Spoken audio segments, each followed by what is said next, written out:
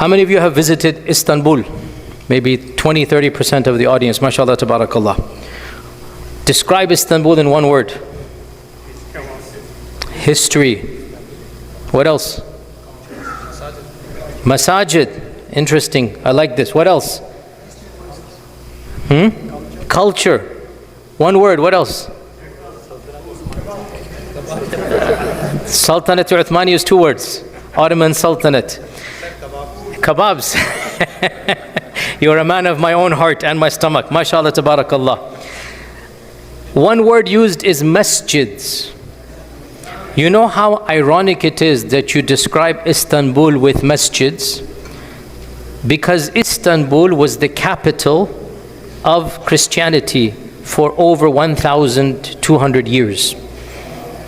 And it was just Allah's qadr that we now visit Istanbul and we associate it with Islam, the Ottoman Caliphate, Khilafah, history, civilization.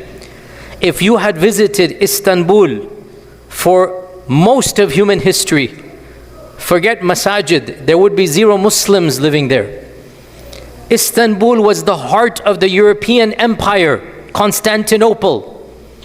And it is one of Allah's gifts to the Muslim Ummah. But today we're going to go a different story. A candidate that might have been like Istanbul, but it is not Istanbul.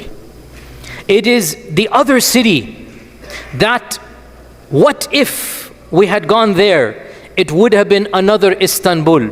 And we were literally 1 hair's width away. But Allah's qadr. And I like to teach you history as it is. Most people only want to teach you the ups of history. But I don't think we're going to learn history that way. Sometimes we have to teach you some of the negatives so that we contextualize, we understand.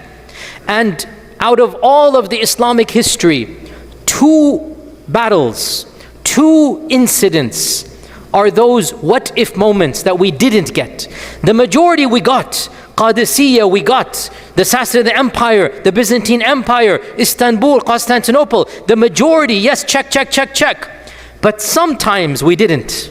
And it's also important to know those as well, so that we understand this is the reality, that Allah will preserve the Ummah even if we lose some battles here and there.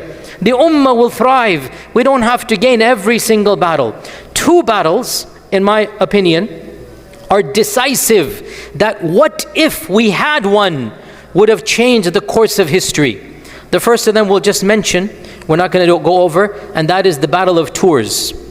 The Battle of Tours represents the furthest point in Europe that the Umayyad Empire entered after they conquered Andalus. Tours is a city, it is literally 45 minutes from Paris. Imagine 45 minutes from Paris by car, there is a city called Tours. Last year, they excavated that region and they uncovered Muslim graves dating back to 770 CE. They knew they were Muslim graves because they're facing the Qibla, the head is buried this way in shrouds, how Muslims are buried. Muslims lived right outside of Paris. And the Umayyad Empire conquered all of Andalusia. They conquered Madrid. The king of Madrid, I visited his palace. I want you, next time you go to Madrid, you go underneath, there's a back door. You go behind the palace and you will find the actual remains of the Umayyad governor who ruled Andalus from Madrid. The remains are there. King Juan's palace is built on those remains. How symbolic. The Battle of Tours went all the way up through Andalus, all the way to Europe, until it got to almost Paris. And then the Umayyad Khalifa died, and he said, the next guy said, guys, sorry, I'm not interested in your warfare on the other side of the world, come back home. One of those what if moments. If the Muslims have gone on, what would have happened, Allah knows. That's one story, maybe another day we'll talk about that. Today we're going to do another story that is rarely discussed, but it is also a what if moment. And in fact, it is a far bigger what if moment, because we really were just just 1/4 of an inch from capturing, from moving on. And that is the magnificent city of Vienna. Vienna. Vienna, and what will make you understand what is Vienna? Vienna, anybody who visits it now, and I visited it a few months ago, I was in awe. I have traveled to hundreds of cities. Without exception, Vienna is in the top 5 cities I have visited in my life in terms of just historic beauty. Unbelievable, the architecture, the magnificence, the culture, the arts, the civilization. We forget what Vienna was. Vienna was the capital of European empires. The Roman emperor lived in Vienna for centuries. The Habsburg dynasty was the most powerful dynasty of Europe for many centuries. History is weird. These massive dynasties are forgotten by later generations. That's one of the lessons of history. A name that was a household name is no longer even known to the average household. But the Ottomans were well aware. And the Ottomans, Allah blessed them to conquer so much. They conquered all of Anatolia, which is now Turkey. Then they conquered Constantinople, which is onto the European side. They turned it to Istanbul. And then they continued onwards. Sulaiman al-Fatih continued conquering. He conquered Bosnia. I gave a lecture about Bosnia a few months ago. He went into Bulgaria and he conquered portions of Bulgaria and Hungary. There are mosques in Bulgaria to this day that date back 700 years, 600 years, Sulaiman al-Fatih's time. Bulgaria still has a small Muslim population from the time of the Ottoman Turks. And once Sulaiman al-Fatih conquered all of those regions, he said, let me try Vienna. Vienna was attempted twice. The first of them was haphazard. The second was what we're primarily going to discuss. The haphazard one, Sulaiman al-Fatih. When it wasn't the aim was Balkans, the aim was Bulgaria. Success, success, success. He's like, why not try the big prize, Vienna? And so, Sulaiman al-Fatih, in 1529, Sulaiman the Magnificent decided to try Vienna one time, the first time. And he marched to Vienna and laid siege to Vienna for 2 weeks. 2 weeks, short time. And the rainy season came. His troops didn't have enough food, and he realized this is not going to work. He discovered something that later we should have known and realized. Vienna's walls are some of the most fortified walls in all of Europe. Why? Because Vienna, as we said, was the capital of the Habsburg dynasty and where the Roman emperor lived for many centuries. And they realized its importance. It was the cultural and intellectual and political capital in the 14th, 15th, 16th centuries. After the fall of Constantinople had already gone into the decline. That's one of the reasons why the Ottomans were able to capture it. Constantinople began the decline, and when it was already down, Allah allowed the Ottomans to get it. Vienna was on the rise. And when Sulaiman the Magnificent laid siege, he realized that I cannot really do this. I don't have the weapons, the troops, the food. So 2 weeks, he gave up, he goes back. 100 years, the Ottomans kept on thinking, because they now have Constantinople, they have Bulgaria, they have the Balkans. What's the next big prize? Vienna, Austria, the Habsburg Empire. This is the opening to the rest of all of Europe. If they can get Vienna, then all of Central Europe will fall after that. And then after that, you'll get to the Western Europe. And so, in the time of the 17th century, the Vizier, Kara Mustafa Pasha was his name, decided, I will make a name for myself and I will conquer Vienna. And so he asked permission from the Sultan, and he asked for an exorbitant sum, and he mustered the largest army the Ottomans had seen in their entire history, a staggering 180,000 men. In that time and age, this was an army that nobody could beat. And this is why this is such a sad story, because everything you would think, check, check, check, check. The largest army ever. There was no way another army could fight 180,000. Also remember, Europe at the time was not the EU. Europe was dozens of small little kingdoms, fiefdoms. تحسبهم جميعا وقلوبهم شتى. They were disunited. Each little country, each little dynasty, each little monarchy. And now there's a civil war going on in Europe. The Catholics against the Protestants, against the Huguenots, against others. All of this is beginning at this stage. And so they are very far from united. And the Ottomans realize this is our time. So Kara Mustafa Pasha realizes that this is the time to do so, and he musters, as we said, almost 180,000 troops, and he marches on to Vienna. And this is in 1683, so 120 years after Suleiman, 1683. And how many warriors does Vienna have? In opposition to 180,000, make a guess. How many soldiers in Vienna? Guess. 50? 10, it's a bit too low, but you're not too far off. 20,000. Vienna had 20,000. And the Ottomans had 180. You would think this is a no-brainer. You would think on top of that, when Kara Mustafa Pasha marches on and he's about to reach Vienna, and the emperor hears about the army, the emperor does what Roman emperors do. He takes his wife and his family and his gold and he runs away. Can you imagine the emperor abandons Vienna? What do you think the morale will be of the people? The emperor fled for his life. He didn't want to be captured. And so he abandons the city to another lieutenant. Here, you take charge. I don't want to fight. I don't want to be with you guys. Can you imagine the morale? And many families, the elite, the rich, they fled. They gave up. And who remained? The poor. The people who had no option. But see, desperation leads to what? Fortification, courage, bravery. The ones who had nowhere to go and they would have been killed or sold, they are the ones that are left. And so everybody that remains becomes a volunteer soldier as well. So along with the 20,000, now every single person that remains becomes an active aid and helper. What do you expect that's going to happen, right?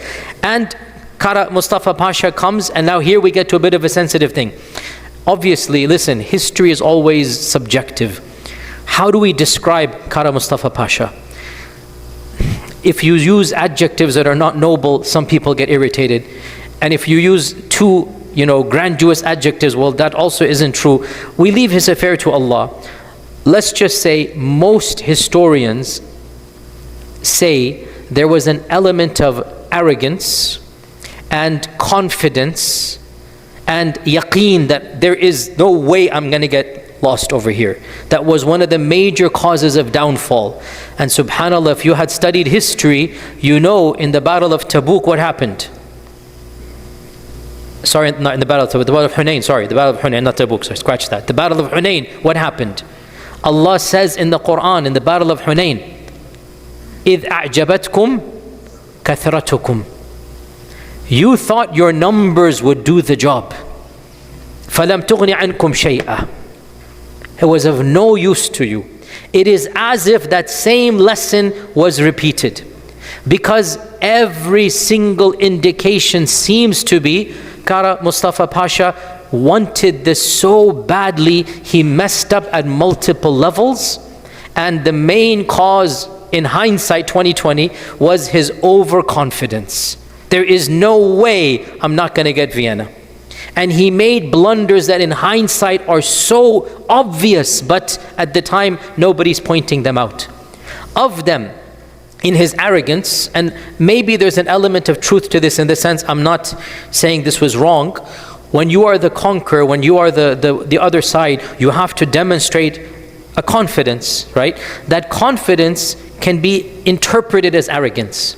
So one of the things he did when he camped outside the city, he built so that the city could see, so the city, you have to realize, the city is a fortress, right? Even if you have 100,000 people, you still don't have the cannons that can go through the fortress at this stage. It's still too early. It's 1683. Cannons have not yet been developed to destroy the city walls. So even if you have 100,000, what you have to do is starve the people into submission. It's almost impossible to charge into the city because of the multiple layers. So the goal was to surround the city and to starve them out. Siege, that was the goal. So a part of that tactic is to taunt the people in the city. So what would he do? He built a magnificent silk tent and palace and house for himself. And in the middle that the people could see was a golden fountain. They don't have water inside the city. You can imagine now, water, food, everything. They're literally dying. It is said they had to eat rats at the end of this time frame. It is a very, there's the reality of war. And outside of the city, Kara Mustafa Pasha has a gold fountain with water trickling down, delectable delights every day. He's eating it in front of them to taunt them that this is difference between us and you. And this is a tactic of war as well, by the way, right? And he's wearing the finest clothing, being massaged, everything. He's living a VVVIP luxury while the people inside can see and they're starving. There's an element of like fine balance. Is this arrogance? Is this confidence? Whatever it might be. And on top of this, one of the biggest problems that he had, hindsight again, this is 2020, in order to maintain the city and not damage the inside, he refused to charge in, because if you charge in, you will essentially cause a mob chaos and you will destroy much of the city, as happens every time the troops enter. What he wanted to do was negotiate a surrender. And if the surrender is negotiated, the city is intact. And it is even said he had grand ambitions to become the next Khalifa. That once he's conquered Vienna and he has all of these troops, maybe he can now rival. If not the Khalifa, without a doubt, he will become the legendary military victor in the history of Islam, the one who conquered Vienna. So he wanted to keep Vienna intact in order to present as a prize. And this was, in hindsight, one of the biggest mistakes. Because if he had attacked, yes, the city would have been damaged, but there's no way 180,000 are going to be defeated by the 20,000. But he refused because he waited for a surrender. And that siege lasted not weeks, months. Months. The people inside were starving, they were dying. But what's going to happen in those months? The disunited European dynasties found a reason to unite. This was one of the biggest blunders that he did. In his arrogance that nobody's going to defeat 180, he never took into account that the lengthy siege would incentivize the other powers to combine their forces, which is what they did. And King Leopold and other kings of the region, the Polish king and the king of Bulgaria and the king of Hungary, they all for the first time united. They hated each other. They had civil war with each other. But now they realized we need to unite against the Ottomans. And so they each sent their troops for the first time. This is the beginnings of the EU, literally. The first time there's an EU. They sent their troops to now fight against the Ottomans. And in the confidence of our guy, Kara Mustafa Pasha, he surrounded Vienna, and there was a mountain and a hill that looked onto the side of Poland, and he thought, who's going to come from across the mountain? Who's going to climb the mountain and attack me? He did not station any troops from the side of the mountain. All of the troops facing the city, and the mountain is basically on the back to the left. When a classic blunder 101. It's like the Battle of Uhud when you leave unannounced what's going to happen. Literally blunder one. In hindsight, we can say that, right? And in the next 3 months, a number of flurried negotiations take place, and one particular person, now obviously from our side he's on the other side, but we understand the other side views him as a brilliant military person, and he was, we have to be honest here, from their side, without a doubt, he did an amazing thing. Who is this person? King John Sobieski of Poland, Lithuania. And he's a very interesting character, and he is considered to be one of the icons of European history. He himself, by the way, was not born into royalty, but he was chosen as a king in a time when kings were not chosen. This is one of the rare people. He earns his honor through courage. He earns his respect through integrity. Very rare in that time frame. And that he won battle after battle for his people until when a previous king dies, the next group basically says, you know what? We don't want his family. We want you to be king. So as a military genius, he is made the king of Poland. And because he's not royalty, he actually speaks to the other kings in a very harsh manner. Are you out of your minds? You're fighting over each other and the Ottomans are there. Yeah, there's a council, literally there's an EU council here. And he's the one who unites the Europeans. The emperor supports him. The Pope supports him. And he's the one who is then given military charge over all the different European groups. So he leads a force of how much? 80,000. 80,000 against 100. Well, by the time he comes there, it's 120. Because 3 months have gone, people have died, people have abandoned. You have to realize, not everybody is going to be a loyal servant. People have gone back. So 80 against 120. And in that 80, there was one cavalry, which is considered to be the most legendary in all of European history. They no longer exist, but in that time frame, it was the elite of the elite. These are called the Winged Hussars. The Winged Hussars. The Winged Hussars were the most elite, militarily trained.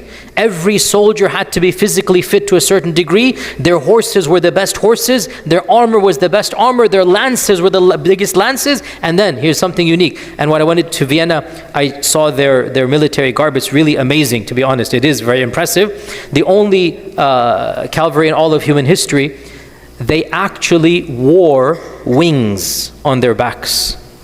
Actual wings made out of ostrich feathers and eagle feathers. Every one of them would have 2 wings, like as if they are like birds or angels, right?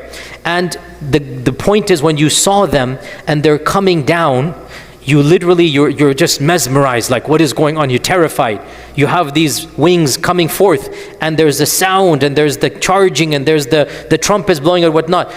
The largest gathering of this contingent, the Winged Hussars, took place under King John Sobieski of Poland. 20,000 of them.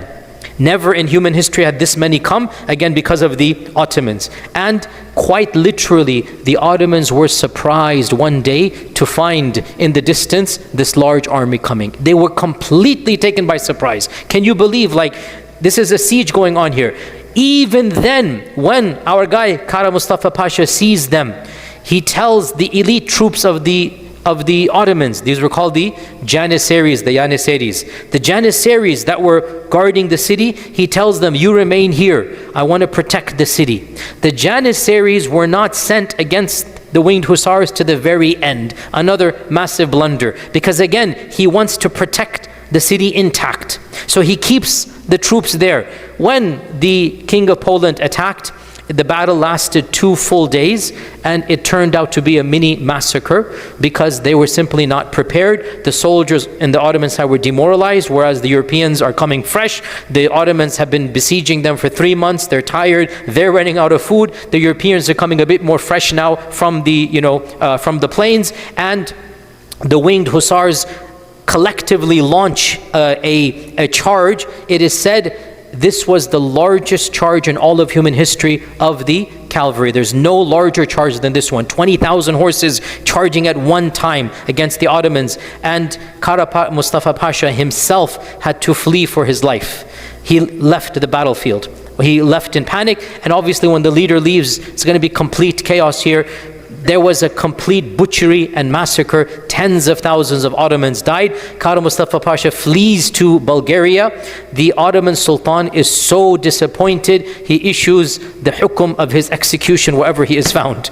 And so troops go and find him and execute him. That he wasted the entire treasury. He was a complete failure in this regard, and the whole situation was lost. This is one of those what if moments, and it took place, as we said, in 1683. Now, why did it fail? Number one, most important reason, overconfidence in yourself and your numbers. Not even planning logistically. Number two, not even taking into account all the routes coming in. He did not leave an entire contingent. He left it unguarded. Number three, he didn't march in immediately. He waited to the very end, wanting to preserve the city. Had he attacked even through one area, there's no way that it would have lasted. And other reasons are given as well. the bottom line, and with this we will conclude inshallah, that Allah Azza wa Jal will protect His ummah in spite of the ups and downs of politics. And this is one of those moments the Muslims attempted to conquer Vienna twice. Both times they failed. The first time was not that big of a deal. The second time, really, it was a very close issue, and Allah willed otherwise. And one interesting quirk now, today, Vienna is 10% Muslim. 10% of Vienna is Muslim. The majority of them are actually Turks and Bosnians. Organically it happened. And the population is 10% Muslim. In the public schools, 1 out of 3 children is a Muslim. Now when I say these statistics, and I know this is going to happen here as well, the far right takes these clips and it goes viral. I said something about Sweden over here in our masjid. Swedish news media put my clip on, seen in the millions, but not in a positive way. And to that I say, why are you getting angry at us? What did we do? You're the guys not getting married, or getting married to the wrong gender, not having children. You're the guys not caring about kids. It's not our fault you guys aren't replicating and reproducing. Why are you getting angry at us? Like, what did we do? You're the ones. Nothing is happening, that we're just having normal families and normal kids. So if 1 out of 3 children in Vienna is a Muslim, don't blame us. Go and do other things that are going to replicate that. Really, it boggles my mind, because that clip I did over here about Sweden, I said Malmö's going to be 1/3 Muslim. It literally went viral in the Swedish right media. Swedish politicians tweeted it, like, look, even Americans are mocking and making, like, as an American Muslim I'm saying, right? It's going to happen here. And again, I'm just telling you facts. We're not doing some hocus pocus or magic, black magic. It's just, you guys needed workers. You imported workers because you are too arrogant to clean the streets. Literally, that's what happened. They thought we're going to import the Muslims to do that. And they did. And the Muslims will do any noble job. Cleaning the streets is not ignoble. Doing the manual labor is not ignoble. And so the Muslims came and they did those jobs in the 60s, 70s, 80s. Then they stayed there. Their children are now becoming educated and they're becoming engineers, doctors. It's not anybody's fault. You're the ones that did this now. And then obviously Austria is now having a massive resurgence in what? In Nazi ideology. And out of all European countries, we think France is bad. Austria is the worst when it comes to Islamophobia. It is the worst European country in all of that region. No country, and their party is blatantly Islamophobic. In spite of the fact that 10% of its population in Vienna is Muslim, one of the reasons being it's this history.